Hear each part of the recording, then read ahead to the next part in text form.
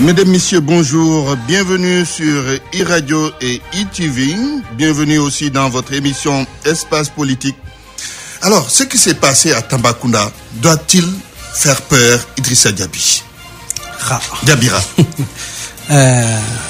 Effectivement, il faut toujours s'inquiéter lorsque la violence s'invite dans un moment aussi important qu'une élection présidentielle, qui doit être un moment certes de ferveur, mais de ferveur encadrée, mesurée, pacifique, puisqu'avant tout c'est du peuple et du peuple souverain dont il s'agit, et que celui-ci puisse faire son choix au regard du programme, du bilan, des postures des différents candidats.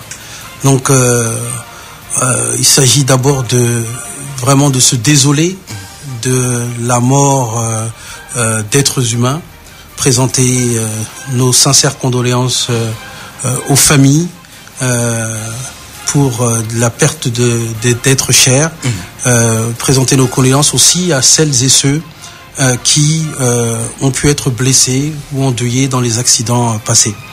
Rappeler toutefois, malgré ces situations absolument tragiques, une vie humaine n'a pas de prix, que depuis les indépendances, le Sénégal n'a jamais connu de situation préélectorale aussi pacifiée.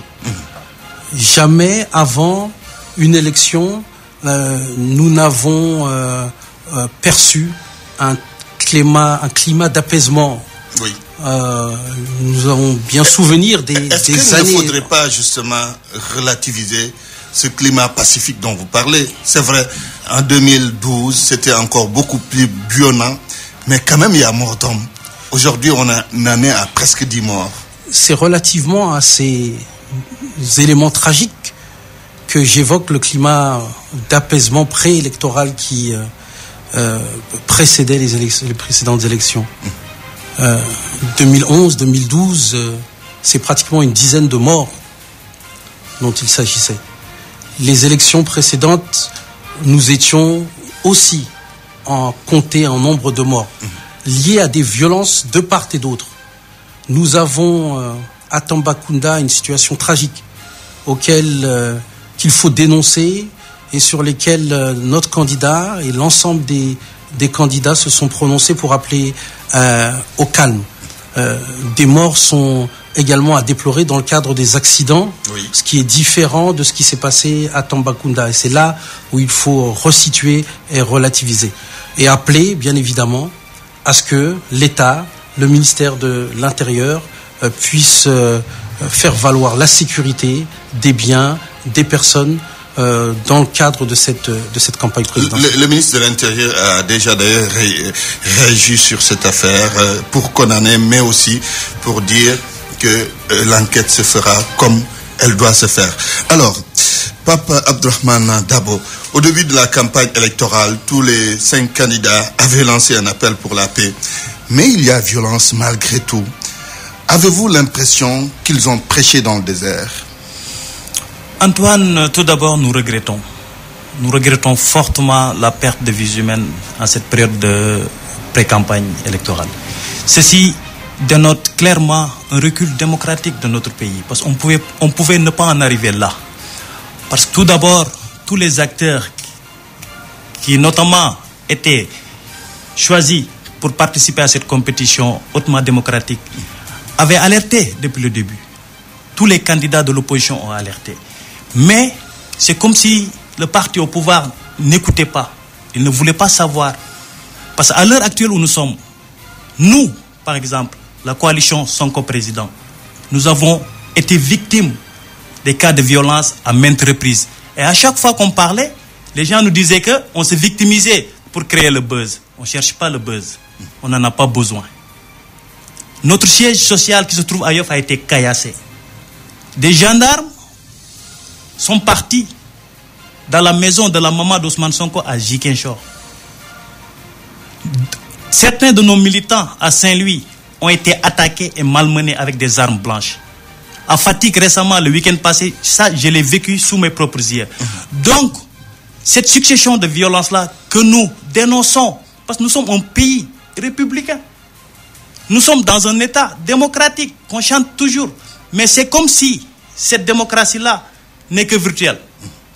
Parce qu'en quelque sorte, l'État qui est censé protéger les Sénégalais, l'État qui est censé veiller à la sécurité des Sénégalais, l'État qui est censé notamment protéger les différents candidats qui participent à cette compétition, cet État-là a failli à sa mission, Antoine. Comment l'État a failli exactement? Antoine, l'État a failli du point de vue où nous, par exemple, notre candidat Ousmane Sonko, il avait demandé la protection, notamment venant du ministre de l'Intérieur. Mais le ministre de l'Intérieur, Aly Ngouille Ndiaye, avait répondu en ce moment-là qu'Ousmane Sonko n'était pas encore candidat pour bénéficier d'une protection. Maintenant qu'il est candidat, qu'est-ce qui l'empêche de fournir à l'ensemble des candidats une protection rapprochée? On vous a pas fourni une sécurité rapprochée. L'État n'a rien fait, Antoine. L'État n'a rien fait. Et actuellement, les candidats ne sont pas nombreux. Ce n'est pas comme l'élection présidentielle de 2012. Les candidats ne sont qu'au nombre de 5.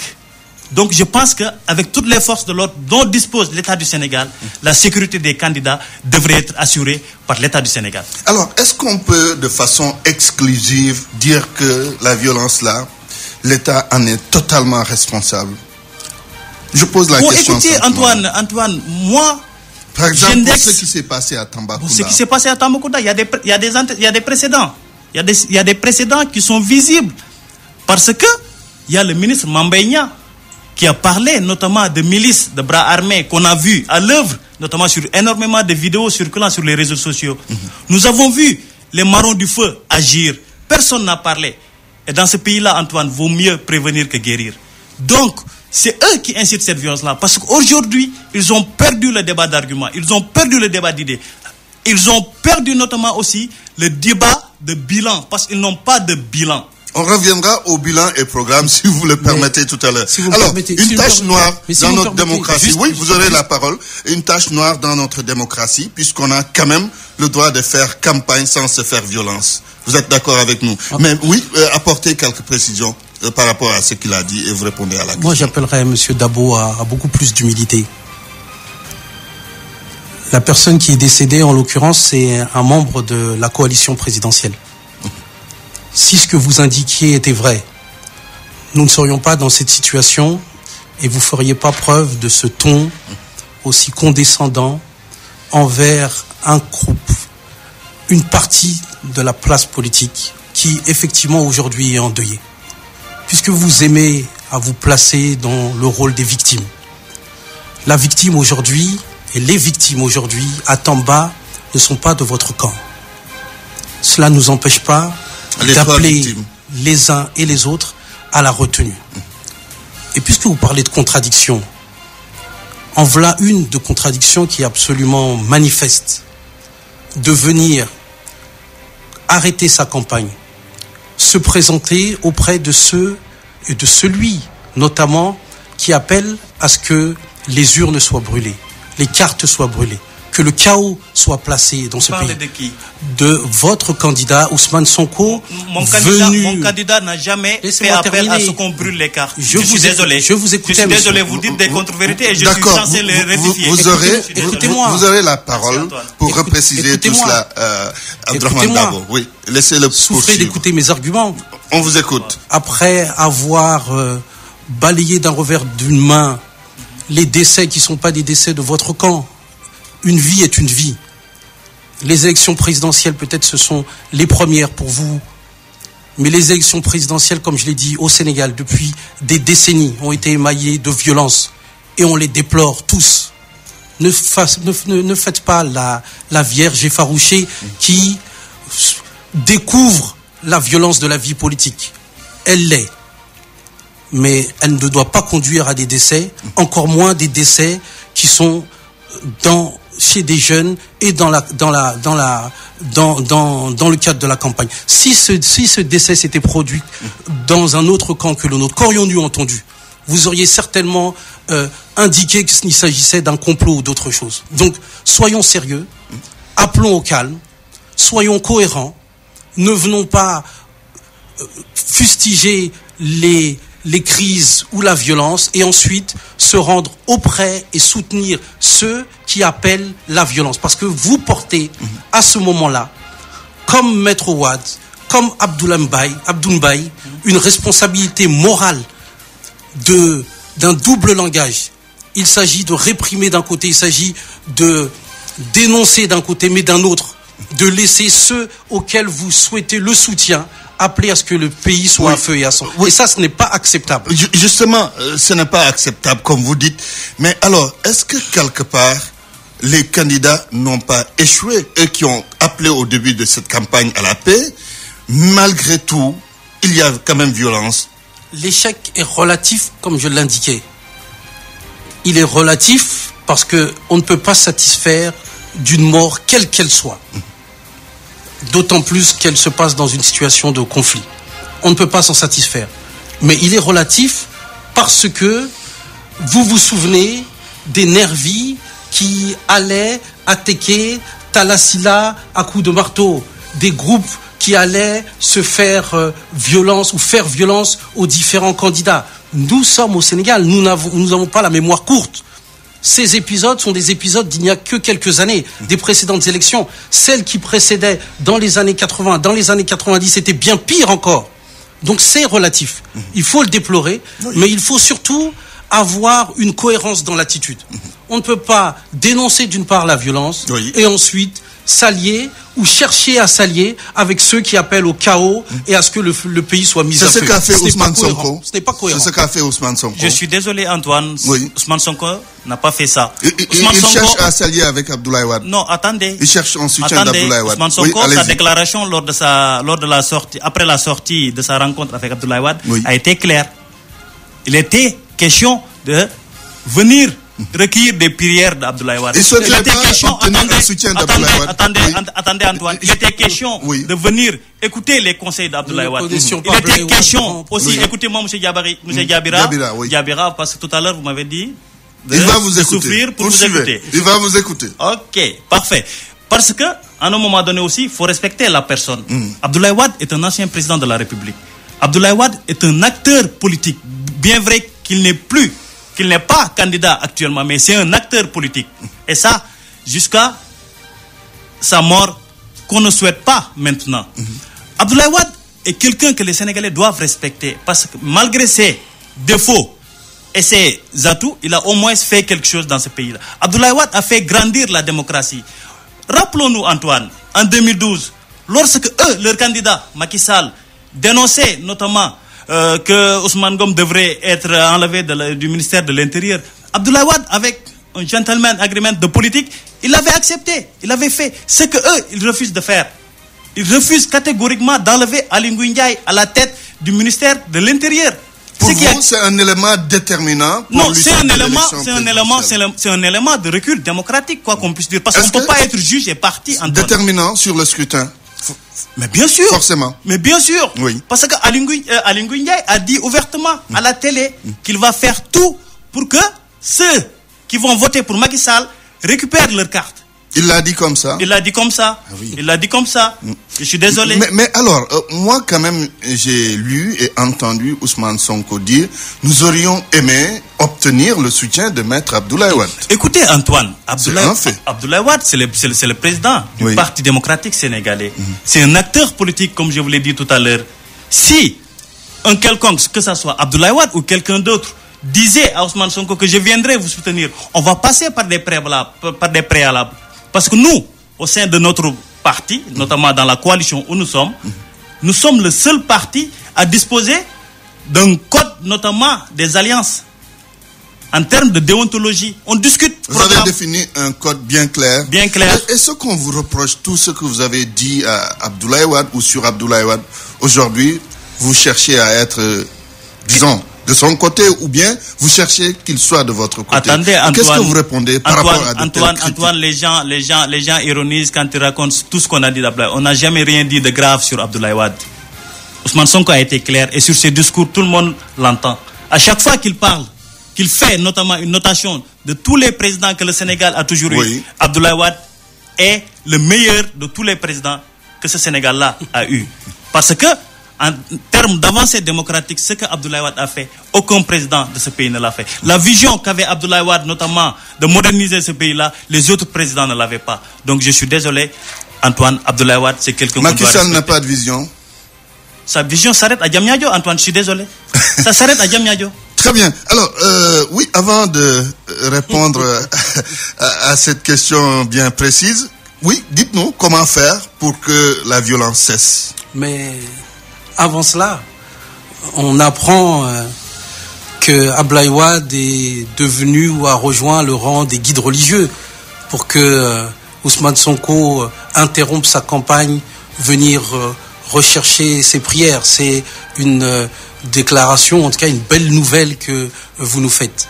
La réalité, c'est que on a avec le candidat de mon co-débatteur Ousmane Sonko le condensé de contradictions que les Sénégalais ne supportent plus. On s'autoproclame anti-système. Et la première chose que l'on fait, après avoir demandé de fusiller, même si c'était sous le ton de l'ironie, l'ensemble des chefs d'État de Senghor à Wade inclus, on interrompt sa campagne pour essayer d'avoir des compromis, pour pas dire des compromissions avec Abdoulaye Wade. Les Italiens appellent ça combinazione, c'est-à-dire des alliances, des petites manigances. Alors qu'une élection présidentielle, c'est avant tout la rencontre entre un homme et un peuple. C'est la rencontre et l'échange intime entre un candidat et son peuple. Et on ne s'interrompt pas lorsque l'on discute avec son peuple. On ne vient pas négocier dans une chambre d'hôtel alors que on a un programme qui a été présenté à tous et à toutes. Ce n'est pas de la responsabilité. Mais est-ce qu'on peut reprocher aux uns et aux autres de chercher des alliances, de se renforcer? Écoutez Antoine. Oui. En 2012, nous en avons eu la parfaite illustration. Le candidat Macky Sall, après avoir construit une relation, un programme, un cap pour le Sénégal, ne se n'est pas arrêté à rester autour de la place de l'indépendance parce que le peuple demandait à entendre la vision alternative qui lui était proposée, savoir le Yoni. En même temps, on l'a accusé d'avoir trahi la ligne de conduite qui avait été définie par l'opposition d'alors. Ceux qui l'ont trahi, on les retrouve souvent dans l'opposition. Je vous rappelle, l'opposition et l'alliance qui est celle d'aujourd'hui, depuis 2012, la plus ancienne, depuis l'histoire du Sénégal, Benno Bokk Yakaar, avec les acteurs qui ont succédé, ou en tout cas qui ont suivi Macky Sall dans les urnes. Moustapha Niasse, Tanor Dieng notamment. Et je ne pense pas que si cette trahison était celle que vous évoquez, cette alliance allait être celle que l'on connaît et allait être renforcée. C'est pas moi qui le dis. Que d'aucuns évoquent. Donc, mais ces acteurs-là sont bien en mal aujourd'hui de proposer une ligne qui soit une ligne cohérente. On rappelle une règle qui est une règle simple d'une élection présidentielle à 2 tours. Aller rencontrer le peuple, discuter avec lui, entendre ses souffrances, ses doléances, lui proposer un cap, des idées, un programme, de sorte à ce que celui-ci puisse se prononcer. On pourrait comprendre qu'avant l'élection présidentielle, qu'avant le premier tour, les uns et les autres s'adonnent à des négociations pour tenter de renforcer leur coalition. Mais qu'en pleine campagne, on l'interrompe, qu'on vienne nous dire, qu'on vient chercher des bénédictions du guide religieux Maître Abdoulaye Wade, mais c'est étonnant parce que ça rompt un principe qui est inscrit dans l'élection présidentielle à 2 tours. Faire en sorte de rencontrer les électeurs, parce que ce sont ces derniers, in fine, qui sont les maîtres de l'élection, qui sont souverains et qui discutent. Ce n'est ni Maître Abdoulaye Wade, ni des coalitions qui sont les maîtres mots dans une élection. Très et donc, bien. lorsque l'on s'érige en anti-système, venir faire une élection, venir négocier dans les hôtels comme il se fait, comme on pourrait le faire dans la vieille politique, c'est bien étonnant pour un candidat qui se veut un candidat de la rupture. Je voudrais aussi vous entendre, il vous reste 1 minute, vous entendre proposer des solutions pour qu'il n'y ait plus de violence pour le reste de la campagne. Quand même, c'est important. Appeler, comme nous l'avons fait depuis le début, oui, vraiment à ce que les militants, les responsables, chacun retourne au calme, débattent avec des idées, se confrontent avec leurs idées et programme et bilan. Pas avec les points. Très Mais bien. c'est ce que l'on attend et on va certainement entendre ce qu'on nous propose. Mais on y arrivera. On va y arriver, mais je pense qu'on va être très déçus malheureusement. 5 minutes pour reprendre la parole et nous dire aussi comment faire pour que la violence cesse pour le reste de la campagne. Bon, Antoine, avant de rebondir sur ça, laissez-moi juste un instant pour expliquer à Mouché c'est quoi le système. Le système, ce n'est pas les personnes. C'est un ensemble de mécanismes qui plombent ce pays depuis les indépendances. Oui. Donc, parler du système, parler dans le système avec des rencontres, nous n'avons pas fait de deal avec qui que ce soit. Oui. Nous ne sommes pas dans ça. Nous étions partis voir Abdoulaye Wade pour recueillir notamment des conseils et des prières. Parce que quoi qu'on puisse dire, Abdoulaye Wade c'est quelqu'un. On voit votre ordre de priorité. C'est quelqu'un. Laissez-moi terminer s'il vous plaît. Ne me coupez pas. Abdoulaye Wade c'est quelqu'un. Donc c'est tout à fait normal d'aller le voir et recueillir des conseils. Et secondo, Ousmane Sonko n'a pas interrompu sa campagne parce que ce samedi-là, nous étions à Rufisque. C'est une pause contrairement à ce qu'il dit. Ou bien ça fait partie de la campagne aussi. C'est une stratégie. Ça les fait peur. Oui. Parce que Abdoulaye Wade, dès qu'il a foulé pied notamment à Dakar, la première personne qu'il a prononcé son nom, c'était Ousmane Sonko. Et il a parlé du bien de lui. Et ça les a fait peur, ça les a fait tiquer. Oui. Parce qu'ils connaissent. Pourquoi? Ils connaissent la force d'Abdoulaye Wade. Abdoulaye Wade, allié à Ousmane Sonko, peut faire mal. Nous ne sommes pas encore à ce stade-là. Je pose une hypothèse. Mais si toutefois Abdoulaye Wade proposait son soutien à Ousmane Sonko, nous n'allons pas refuser. Nous allons accepter à bras ouverts. Notamment, mais nous ne serons pas aussi dans des deals. Nous ne sommes pas dans ça. C'est eux qui sont dans ça. Parce que c'est eux que nous voyons notamment être accompagnés de l'autre là. Comment il s'appelle encore? Bibo Bourgi. Que tous les Sénégalais savent qu'est-ce qu'il est en train de faire dans ce monde-là. Ce sont eux. C'est pas nous. Pour revenir encore, Antoine, notamment à la violence. Oui. Je pense que la meilleure solution qu'on devrait proposer, c'est l'appel à l'apaisement. Et tout le monde l'a fait. Je suis désolé, tout le monde l'a fait. Et aller au-delà de ça, le ministre de l'Intérieur n'a qu'à fournir de la protection aux différents candidats. Ils ne sont pas nombreux. Ils ne sont pas du tout nombreux. Ils ne sont que 5. Je suis désolé. Et après avoir fait ça, maintenant, que les gens arrêtent. Parce qu'on a vu le cortège d'Idrissa Seck a croisé le cortège du PUR. Ils se sont salués, harmonisés et partis. Nous, on a croisé les militants du PUR en Bourg. Oui, on a sympathisé, harmonisé. Mais eux, c'est moins risqué. Et pourtant, ça devrait être beaucoup plus dur. Parce que c'est nous qui cherchons à enlever, notamment le candidat sortant Macky Sall. Les autres sont la dualité devrait partir de l'opposition. Alors que c'est le contraire actuellement. C'est l'opposition qui est unie, qui sympathise entre eux. Mais eux, mec, attendons.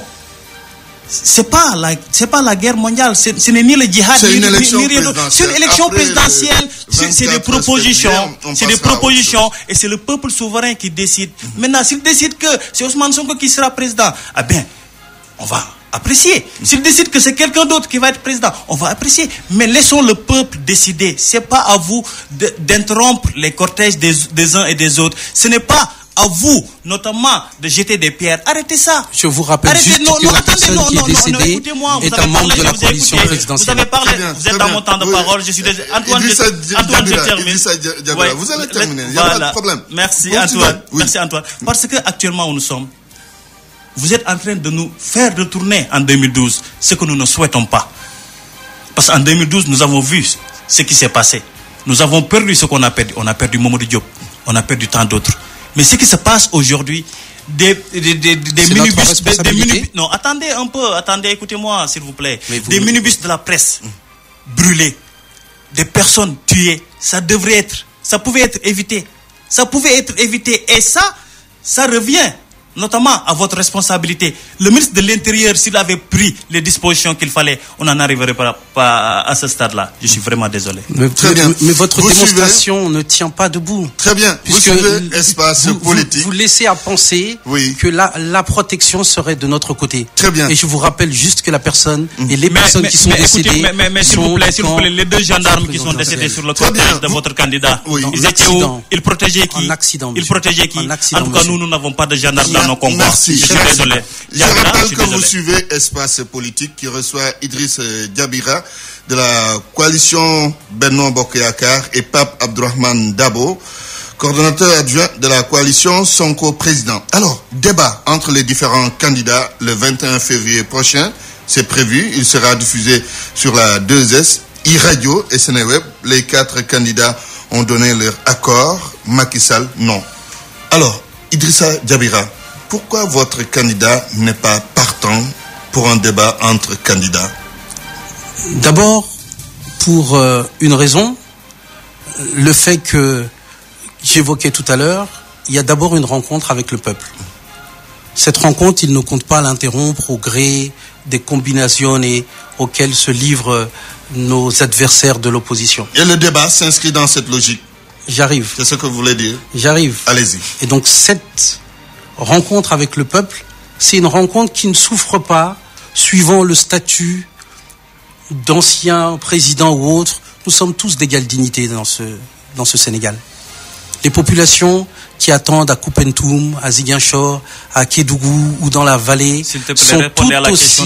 sont tout aussi honorables qu'un ancien président de la République. Parce qu'on dirige au nom du peuple et pour celui-ci. Et s'interrompre pour faire des combinaisons, ce n'est pas l'objet de notre candidat. Et donc, le premier temps, qui est le temps de cette élection présidentielle, de ce premier tour, dont nous pensons qu'il sera unique, parce que la majorité apparaît au travers les différents mobilisations sur le territoire manifestes à l'intention vis-à-vis de notre candidat, vis-à-vis de son programme, vis-à-vis de son bilan, permettra d'éclairer le jeu. Mais le premier tour, comme je l'indiquais, c'est avant tout la rencontre de différents candidats avec le peuple. Si ces derniers, en mal de popularité, en mal d'arguments, en mal de projets, en mal de vision, certains candidats évoquent une pluralité de visions. D'autres, comme ceux de Sonko, je la cherche encore. Je n'ai pas vu cette dernière présentée. Je ne la vois pas. J'ai eu l'occasion... Que dites-vous de son livre Solutions? Mais ce ne sont des solutions que de mots. Oui. Et je pourrais prendre beaucoup d'exemples sur l'énergie, sur les PME, sur l'eau, qui s'apparentent à des solutions, mais qui en fait n'en sont absolument pas, puisque au lieu d'accélérer l'émergence, elle ne ferait que la retarder ou nous reculer. C'est pas à 2012, mais certainement au siècle dernier. Il n'y a pas de programme sérieux des candidats en face. Il n'y a pas de vision. Une vision, c'est l'image que l'on souhaite atteindre dans un temps donné. Les différents programmes des adversaires ne vous disent pas, à part remplacer Macky Sall pour remplacer Macky Sall, où est-ce qu'ils souhaitent aller. Ils ne donnent aucun objectif sur les différents secteurs qu'ils évoquent. Ils ne disent pas comment est-ce qu'ils vont y arriver. Et je pourrais prendre des exemples qui ne finissent pas. Sur le secteur des PME, qui est, excusez-moi du peu, un peu mon secteur, qu'est-ce qui se dit que l'on va modifier une loi qui est déjà passée pour intégrer la répartition des PME entre entreprenants, petites et moyennes entreprises et autres. Étude que nous autres, à des PME, nous avons commandité et qui est déjà effective. On dit que l'on va mettre en place le secteur privé autour des PME, alors que c'est autour des champions nationaux qui tirent les PME qui pour le faire. On dit qu'il s'agit de militer, c'est bien le mot qui est indiqué dans le programme, militer auprès de la Banque centrale pour que cette dernière fasse en sorte que les banques commerciales financent davantage. Mais les chefs d'État et de gouvernement, il y a plus de 4 ans, se sont réunis, enjoignant la Banque centrale de mettre en place un dispositif pour les PME qui est effectif et qui fait que aujourd'hui, par exemple, la DPME, avec une grande banque de la place privée, a mobilisé 170 milliards sur les 3 prochaines années. Alors que nos adversaires, ils évoquent, en restructurant, par exemple, la Caisse des dépôts et consignations, le fait de pouvoir mettre 25 milliards par an, ce qui pour eux semble absolument révolutionnaire. On est à 500 milliards de gap de financement chaque année sur les PME. Très Donc, bien. lorsque je lis ça, et permettez-moi modestement d'indiquer que une minute pour votre temps de parole. j'ai eu l'honneur de coordonner le programme présidentiel de son Excellence Macky Sall, candidat à l'époque en 2011. Lorsque je me penche sur un programme, j'ai à cœur de voir une vision, des objectifs, des indicateurs qui permettent de savoir si on les atteint. Et sur l'ensemble de ces éléments, je ne les trouve pas, encore moins dans le programme de M. Sonko. Je reviens à ma question. Vous ne voulez pas de débat parce que vous voulez rencontrer les Sénégalais qui sont dans les coins et recoins du pays. Absolument. C'est ça votre argument. Mais le principe d'une élection présidentielle, oui, c'est de choisir pour le peuple au premier tour et c'est d'éliminer les candidats qui sont présents ou l'un des candidats au second tour.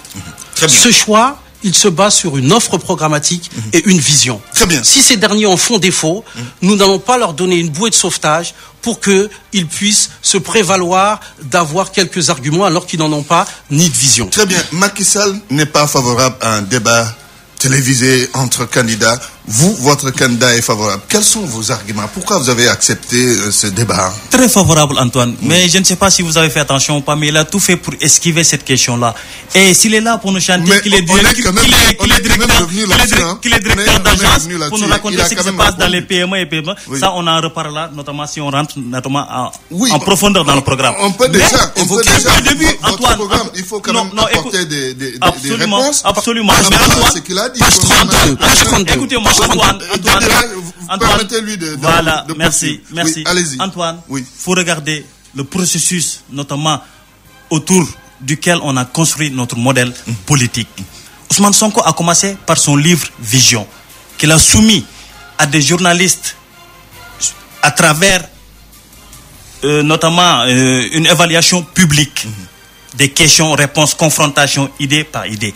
Suite à cela, nous avons élaboré un programme qui a commencé son processus en mars 2018 avec 20 commissions autour de différentes thématiques. Et ces commissions-là ont travaillé fortement pour produire notamment ce qu'on appelle le premier jet. Et ce premier jet-là a été critiqué, amendé, notamment à 3 reprises. Et articulé autour de quoi ce premier jet? Parce que c'est important aussi. Les détails sont fondamentaux. Voilà. Parce que nous, les TDR sur lesquels on a fait ce processus-là, c'était la conclusion des assises nationales.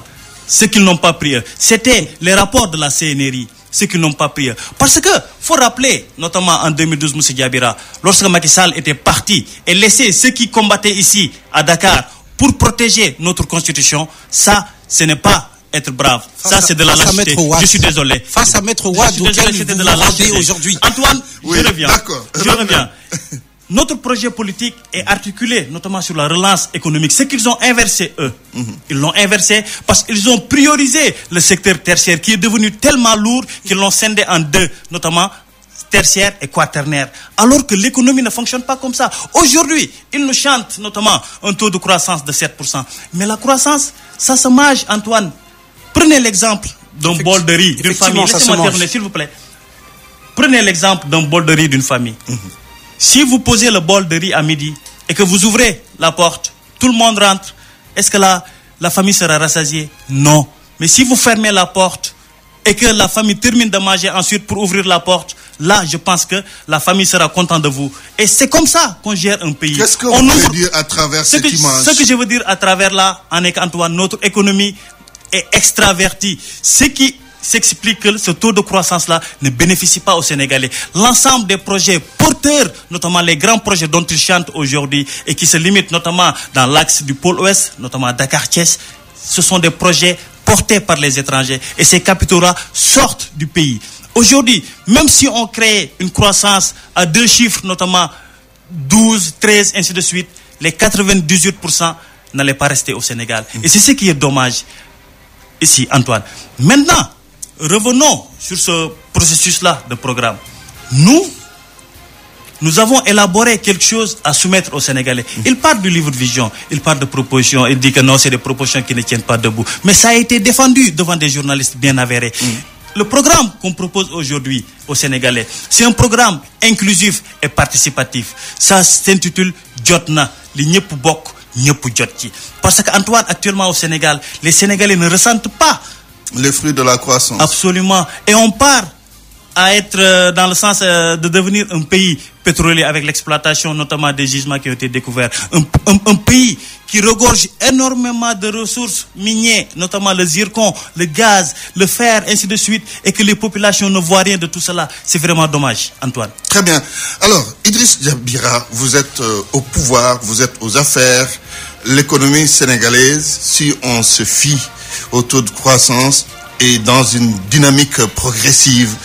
Comment ou quel levier allez-vous activer davantage pour redynamiser cette économie? Effectivement, Antoine, nous sommes pas en tant que tel au pouvoir, nous sommes en responsabilité. Et lorsqu'on est en responsabilité, il faut dire des choses sérieuses. Lorsque, il y a quelques années, il semblait chimérique de démultiplier la production de riz au Sénégal à telle enseigne que des humoristes comme Koutia chantaient le riz de la vallée et qu'aujourd'hui, nous ne sommes pas encore totalement à l'autosuffisance alimentaire, à l'autosuffisance en riz, mais nous sommes très proches. C'est parce que nous nous sommes fixés un objectif d'atteindre cette autosuffisance et Inch'Allah très prochainement de la dépasser. Lorsque l'on dit que l'on reste à Diamniadio, alors que pour pouvoir se rendre à Ziguinchor, en Casamance, le pont de Farefeni a été mis en place, que le nombre de kilomètres de pistes, d'autoroutes ont été démultipliés par 3, par 4, par 5, que le programme d'urgence de développement communautaire a permis de passer à près de 60% l'électrification rurale dans ce pays, que les uns et les autres accèdent à l'eau, que l'horizon de l'universalité sur les fonctions de base qui sont celles de la santé, de l'eau, de l'éducation sont à portée de main dans le prochain horizon et le prochain mandat qui fait partie justement de ce rendez-vous avec l'avenir auquel le président Macky Sall appelle les Sénégalais. Il faut être sérieux. Les choses sont visibles et sont palpables. On peut essayer de débattre, mais il ne faut pas être nihiliste dans ce qui a été fait. Beaucoup de choses, certes, manquent, parce que le défi est extrêmement important. Justement, qu'est-ce qui manque, et vous voudrez bien améliorer si vous êtes réélu? Mais être dans la chimère, l'illusion, comme vous pouvez l'être, je vous ai évoqué des questions très précises sur les PME. C'est page 32 de votre simili-programme. Vous indiquant que ce que vous dites, non seulement c'est fait, c'est en cours. C'est un cours. Oui, mais monsieur, ça veut dire que vous l'avez pas encore exécuté. Vous l'avez pas encore exécuté. Lorsqu'on se présente auprès des Sénégalais, on est à jour de ce qui est en train de se faire.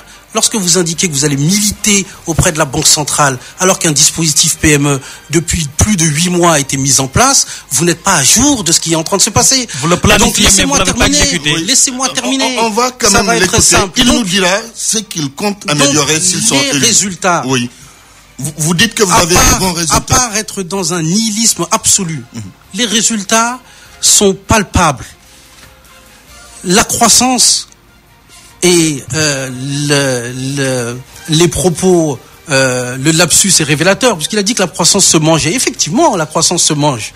C'est pas ce qu'il voulait dire. Est-ce qu'il a fait un lapsus, un fait? Absolument. Donc c'est nous reconnaître certainement, c'est nous reconnaître certainement ce qui a été fait. Depuis plus de 40 ans au Sénégal, jamais la croissance n'a dépassé pendant plus de 4 années consécutives 6%. C'est un signal. Ce qu'ils évoquent d'ailleurs dans leur programme, encore une fois, à savoir rationaliser les mécanismes qui ont été mis en place, qui n'existaient pas en 2012. Le FONGIP, le FONSIS, la DPME, etc. Ça traduit bien que des choses ont été faites. Donc on ne peut pas être dans une position qui est aussi inconfortable en disant tout et n'importe quoi. Pour donc, améliorer la situation de l'économie nationale. Ce que nous allons ajouter, avant de souligner ce qui déplaît à nos opposants, c'est le bilan qui a été le nôtre. Pas simplement à Dakar, mais bien évidemment sur l'ensemble du territoire. Parce que c'est le modèle de société qu'on a changé. Ce que nous allons ajouter, c'est d'une part d'accélérer ce que nous sommes en train de faire. Parce que ce que nous faisons, ça marche, ça se fonctionne, et ça se traduit par des indicateurs. Quand on n'en a pas, il est facile de dire qu'on réussit. Il n'y a pas de baromètre dans leur indicateur. Il n'y a pas de thermomètre. Il n'y a rien qui permet de savoir si oui ou non on va arriver à quelque chose. En 2012, Macky Sall indiquait le cap qu'il voulait fixer et les indicateurs pour y arriver. Mais c'est pas ça un programme. Et donc, l'ambition du chef de l'État, notamment, c'est aussi celle de l'universalité d'un certain nombre de ses politiques. On l'a indiqué. Et c'est un élément qui, depuis les indépendances, est en train d'être recherché, mais que nous sommes sur le point de transformer. À savoir, disposer d'une économie portée par des champions nationaux, portée par le secteur privé. C'est ce qui a été présenté, je tiens à le rappeler, au dernier groupe consultatif et plébiscité par les acteurs, sans verser dans la démagogie, ni dans la presque peur irraisonnée de l'étranger. Macky Sall est né après les indépendances, tout comme votre candidat qui est beaucoup plus jeune que lui. Mais ce que je déplore, c'est quelle frilosité, quelle peur de l'autre. Le Sénégal, il est ouvert sur le monde. Très bien. Et il faut le garder ouvert et ne pas en avoir peur, comme vous semblez en avoir peur, parce que c'est de la diaspora. C'est des acteurs qui sont de l'extérieur pour nos intérêts et les intérêts du peuple sénégalais que l'on peut faire avancer le pays. Très bien, merci Idrissa Diabira. Alors, Pape Abdourahmane Dabo, votre ambition pour l'économie sénégalaise, c'est quoi d'abord et comment réussir à propulser en avant cette économie? D'accord. Antoine, permettez-moi tout d'abord de revenir un peu sur ce qu'il a dit en une fraction de seconde. L'autosuffisance, Henri, c'est vous qui l'avez chanté en 2018. Vous ne l'avez pas atteint. Il faut reconnaître que c'était un échec. Vous parlez du pont de Farafenni. Ce n'est pas vous qui l'avez réalisé. Ce n'est pas avec le budget du Sénégal. Alors. Non, ce n'est pas avec le budget du Sénégal. Je suis désolé. Vous parlez de l'augmentation. Écoutez-moi, s'il vous plaît. Là, ce qui est dit est grave. Vous parlez de l'augmentation. Antoine, ce qui est dit est très grave. Je l'assume, ce n'est pas vous. On va quand même l'écouter. Ce n'est pas vous. S'il vous plaît, monsieur Diabera, laissez-moi terminer. On l'écoutera avec ses arguments. Sur l'augmentation notamment du kilomètre de route, ils ne sont pas allés loin. Ils sont passés de 13 000 et poussières à 16 000. Ce n'est pas beaucoup, Antoine. Pour celui qui compte faire le maillage du territoire national. Sur le PUDC dont ils chantent, ils sont à un taux d'avancement global, notamment sur l'électrification, sur les forages et les pistes rurales, un taux d'avancement global de 24%. Seulement. De 24% seulement. Antoine, en combien d'années? 3 ans? Même plus? Ou même plus que ça, Antoine. Oui. Parce que, écoutez, c'est paradoxal d'investir plus de 2000 milliards à Dakar et d'investir 400 milliards à l'intérieur du pays. C'est tellement paradoxal pour celui qui compte faire émerger l'intérieur du pays. Antoine, ce que nous proposons, nous, c'est un modèle de budget. Eux, ils l'ont tenté, ils l'ont échoué. C'est ce qu'on appelle les modèles de budget satellite. Par exemple, nous prenons le cas du budget du Sénégal. Le budget croît d'année en année, notamment sur un intervalle de 350 à 400 milliards. Nous, cet argent-là, on ne va pas le réinvestir, notamment sur le fonctionnement de l'État. On va le dispatcher à l'intérieur du pays, notamment dans les différentes communes qui composent ce Sénégal-là. Et ça, en 5 ans, on va investir 2, 4 à 3 milliards 5 pour chaque commune du Sénégal. Nous, ce que nous proposons, chaque Antoine... Laissez-moi terminer. Pour chaque commune, oui. Combien? Pour chaque commune, 2,4 à 3,5 milliards dans les 5 ans. Laissez-moi terminer. Antoine, ce que nous proposons, nous, c'est les 6 grands ports régionaux. Parce que nous croyons notamment à la décentralisation. Le Sénégal ne se limite pas à Dakar. L'intérieur du pays souffre. Donc, nous allons créer 6 grands ports régionaux dotés d'unités industrielles calquées notamment sur la potentialité des ressources locales, notamment les ressources agricoles, les ressources horticoles, les ressources minières et gazières, ainsi de suite. Et accompagnés de centres de recherche, notamment adaptés à ces industries-là et des unités de formation pour rendre performants les rendements. Ce que nous proposons, nous, Antoine, c'est la réhabilitation, contrairement à eux qui ont injecté plus de 1200 milliards sur un tronçon de terre de 35 km. Nous, on ne ferait pas ça. aux Sénégalais. Ce que nous proposons, c'est la réhabilitation. Laissez-moi, s'il vous plaît, terminer. Ce que nous proposons aux Sénégalais, Antoine, c'est la réhabilitation du chemin de fer Dakar-Bamako en ayant même pensé à aller jusqu'au Niger et desservant l'intérieur du pays. C'est prévu, non? Absolument. Mais ils l'ont pas fait. Mais Antoine, actuellement, si les cheminots sont en grève pour des salaires non payés, ça, c'est ne pas penser au chemin de fer Dakar-Bamako. Et si nous injectons 1200 milliards, alors que la réhabilitation du chemin de fer Dakar-Bamako fait 10 fois moins que ça, c'est ne pas penser au chemin ferroviaire. Antoine, ce que nous proposons, nous, c'est notamment généraliser la technologie de la géolocalisation, notamment pour nos pêcheurs. C'est pour permettre de sécuriser nos pêcheurs et notamment pour leur permettre de se retrouver en cas de perte, notamment en milieu marin. Ce que nous proposons, nous, Antoine, c'est d'augmenter notamment le périmètre pour la pêche artisanale qui était à 6 000 nautiques. On va l'augmenter à 12 000 nautiques, qui est l'équivalent de la mer territoriale. Ce que nous proposons, Antoine... En lien avec les pays limitrophes, certainement. Non, c'est la mer territoriale. Les 12 000 nautiques, c'est la limite de la mer Méditerranée. Vous ne le savez pas? D'accord, je vous l'apprends maintenant. Oui. Ce que nous proposons, Antoine, nous disons que le pouvoir présidentiel est hypertrophique. Nous allons diminuer les pouvoirs du président de la République. En faisant comment? En faisant appel notamment à candidature pour les postes de directeurs et de directeurs généraux.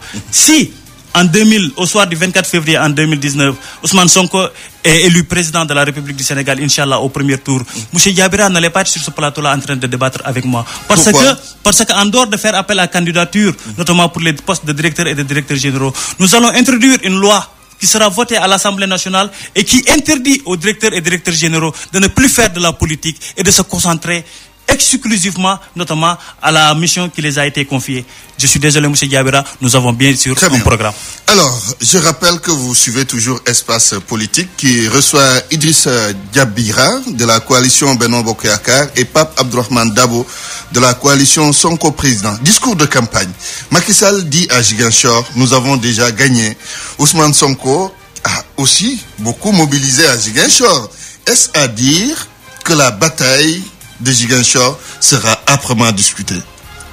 C'est sur ce point que nous allons finir. Alors, une élection n'est jamais gagnée avant les résultats, mais on a malgré tout des tendances. Depuis 2012, on a aussi dans certains lieux, il y a pu avoir certaines mobilisations, mais des images qui ne sont pas forcément glorieuses de ce qui est la grande vadrouille de beaucoup d'opposants sur le territoire national. Et pourquoi vous qualifiez cela de vadrouille? Parce que lorsque vous voyez certains candidats arriver ou reporter leur rencontre avec les populations ou en rencontrer avec toute la dignité, avec tout le respect que j'ai pour ceux qui se déplacent, que quelques-uns ou quelques dizaines d'acteurs ici ou là, vous êtes en droit de vous interroger sur la popularité de ces candidats et sur le fait que beaucoup d'électeurs votent déjà par les pieds. Ne pas se rendre à la manifestation ou aux manifestations de beaucoup d'opposants, c'est aussi traduire d'une certaine manière la défiance qu'on a vis-à-vis d'eux ou vis-à-vis des programmes ou des soi-disant programmes que ces derniers nous proposent. Donc, l'élection et ce que l'on a vu depuis plus de 10 jours est suffisamment manifeste pour que nous pensions, en effet, être en mesure de dépasser les 50% pour avoir une majorité sur l'ensemble du territoire. Oui. Ici et pour ou là, ici ou là, bien évidemment, pourront avoir des positions qui diversent. C'est la configuration d'une carte électorale. Vous ne pouvez pas gagner partout. Là, ça serait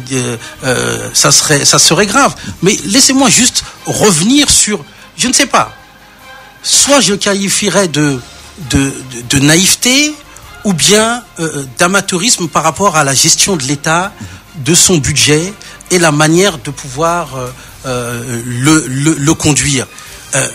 Le Sénégal, ce n'est pas l'Union soviétique des années 80. Nous ferons, nous interdirons, attendez, vous fonctionnez avec des êtres humains, vous fonctionnez avec des personnes, et vous êtes en responsabilité. Je vous le souhaite un jour ou l'autre. Et moi, ce que je déplore, c'est que justement, on ne puisse pas s'engager à porter le programme d'un chef de l'État. Moi, ce qui m'a permis de m'engager auprès du président Macky Sall, c'est qu'il a été chercher des compétences de la diaspora et ailleurs pour élaborer son programme.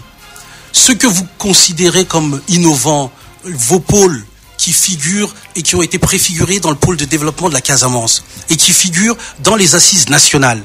Parce que pour vous, ça apparaît certainement innovant parce que vous venez certainement vous y pencher dessus. Nous sommes signataires des assises nationales. Oui, monsieur. Nous sommes signataires. Mais vous le présentez comme une innovation absolue alors que ça remonte aux assises nationales et que ça a été implémenté dans le cadre du pôle de Casamance et ailleurs. Mais ailleurs où ? Ce qui est étonnant, ailleurs où, s'il vous plaît ? Ce qui est à part la Casamance, et vous aurez la parole. Ce qui est étonnant, c'est que vous espérez changer la configuration du Sénégal, alors que dans votre programme, vous n'indiquez nulle part, et j'ai donné des exemples sur les entreprises, je peux en donner sur l'énergie, sur l'eau, sur le modèle de société que vous proposez, aucune vision, aucun objectif, aucun indicateur permettant de mesurer ce que vous faites, alors que c'est ce que nous avons fait de 2012 jusqu'à 2019. Et ce que nous entendons faire et poursuivre en appelant à ce que les Sénégalais plébiscite, comme ils l'ont fait au cours de ces 10 derniers jours, dans les visites sur l'ensemble du Sénégal, le chef de l'État. Et oui, pour finir, nous avons l'espoir que ce 24 février soit un 24 février qui sera sanctionné par la victoire du chef de l'État au premier tour. Oui, Abdourahmane Dabo, votre dernière prise de parole. Casamance, j'ai posé quand même la question à M. Diabira, à vous maintenant, et sur les autres points, pour quelles considérations pour finir. Antoine, sur la Casamance, si Macky Sall, le candidat Macky Sall, bien sûr, n'avait pas transporté 25 000 personnes de l'intérieur du pays pour les amener en Casamance, il allait être djazakalisé. Ousmane Sonko, ils ont été transportés. Ils venaient de Kolda, de Vélingara, ainsi de suite, de partout du Sénégal. Parce que Macky Sall est minoritaire dans ce pays-là. Il faut le savoir. Il est minoritaire. Notamment, M. Diabira, votre discours diverge du discours de votre candidat. Parce que lui, il avait dit que le combat était plié, qu'il avait déjà gagné les élections. C'est pas votre discours, vous. Vous êtes dans la nuance. Je suis désolé. Antoine, la Casamance. Ces arguments, c'est ceux qui vous permettent d'espérer. Je parle de la grande région.